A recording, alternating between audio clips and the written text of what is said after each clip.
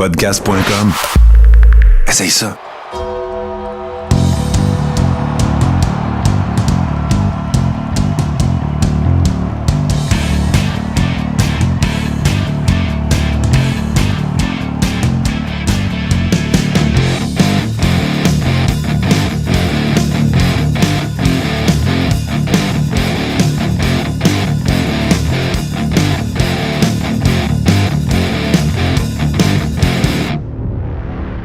Segment que j'aime beaucoup, la gamique de marde, c'est évidemment pour ceux qui n'ont pas écouté, qui se joignent à nous sans avoir écouté le premier épisode, c'est la gamique de marde, c'est exactement ce que le nom le dit.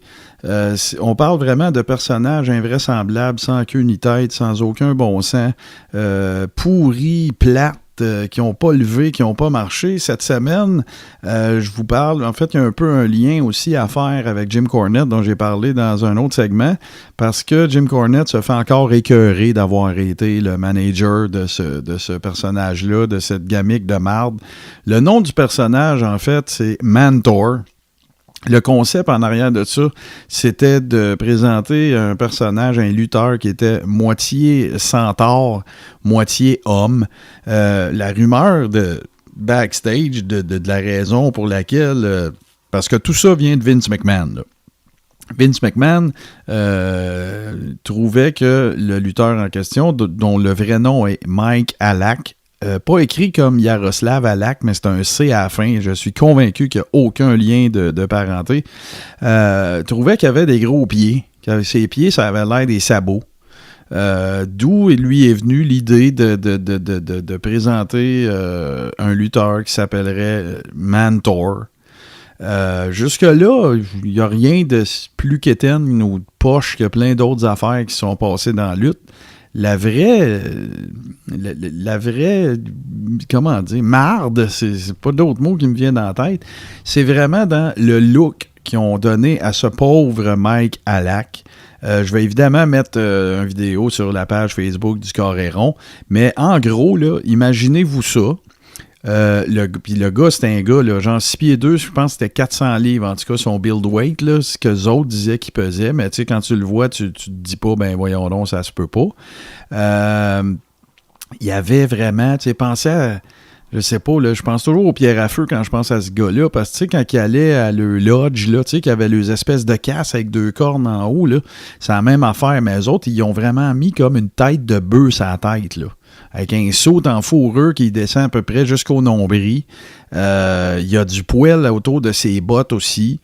Quand il luttait dans le ring, ça y arrivait de beugler, de faire semblant qu'il voulait écorner. Tu sais, son cri de ralliement, là, entre guillemets, c'était vraiment « mouh ». Tu sais, ça n'a aucun, mais alors là, aucun espèce de bon sens. Le pire dans tout ça, c'est que le fameux Mike Alak en question, sa carrière de lutteur, ça a commencé en 91 dans une fédération en Allemagne, en fait, au cours duquel, d'ailleurs, il s'est battu pour la ceinture de champion du monde de cette fédération-là, contre un Québécois dont on va reparler éventuellement, dont le nom de lutteur est Rambo. Par la suite, c'est en 95 qui a été comment dire, repêché pour venir dans WWE. Et en fait, la vidéo, moi, que je vais vous montrer, c'est son premier match. Il se bat contre un jobber. Et quand je dis jobber, pour les puristes, je tiens à préciser que je ne le dis vraiment pas de façon péjorative. Ces gars-là, il n'y en a plus vraiment d'utiliser aujourd'hui, mais ils ont contribué à faire avancer la carrière de plein de monde et ils étaient très importants. C'est juste la lutte, à un moment donné, le airtime est devenu tellement cher qu'on voulait plus de faire valoir puis de combats de 3 minutes, là, juste pour montrer un lutteur qu'on veut pousser une fois par semaine. Fait que ça s'est terminé, en fait, pour le Mantor en 95. Après ça, ben, il a quand même il a repris sa première gamique quand il était justement en Allemagne, qui s'appelait Bruiser Mastino. J'ai aucun historique à vous donner sur ce nom-là, vraiment pas. Mais il a fait un petit bout de temps dans la Extreme Championship Wrestling dont on a parlé tantôt, la ECW.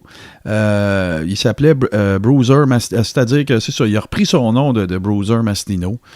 Sauf que quand il luttait devant du monde, ben évidemment que surtout la crowd très rowdy de la ECW, très bruyante, baveuse. C'est ce qui a fait la renommée. D'ailleurs, je pense que les fans étaient aussi importants que la ECW en tant que telle pour en créer l'image. Bien évidemment qu'ils ont crié Mantor toute la soirée.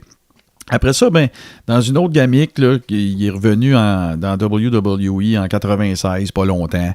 Il est reparti d'une autre fédération indépendante. Après ça, il est revenu. Il est revenu 2 fois dans WWE.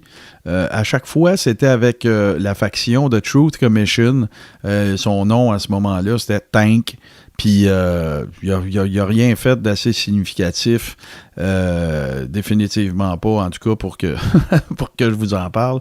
Si ce n'est que de vous inviter à aller, évidemment, sur la page Facebook du Carré Rond pour voir le ridicule et l'absolu aucun bon sens de cette gamique de marde qui est encore référencée aujourd'hui comme une des pires parce que c'était vraiment de la marde, mais aussi parce que, évidemment, Jim Cornette a été pogné pour manager ce gars-là, donc il se plaît souvent à dire que ça n'a pas été très édifiant dans sa carrière. La bonne nouvelle, c'est que ça n'a pas duré longtemps.